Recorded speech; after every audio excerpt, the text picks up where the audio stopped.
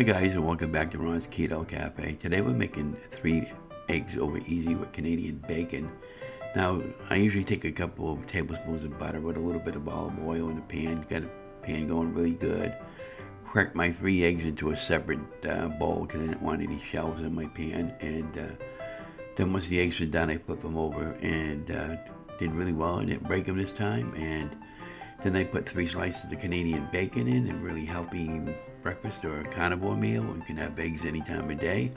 And then I added a little simple salt and pepper on top of my eggs, and came out really fantastic.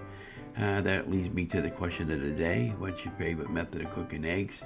And are you a runny egg yolk person, or you like them kind of like almost like hard boiled or even poached?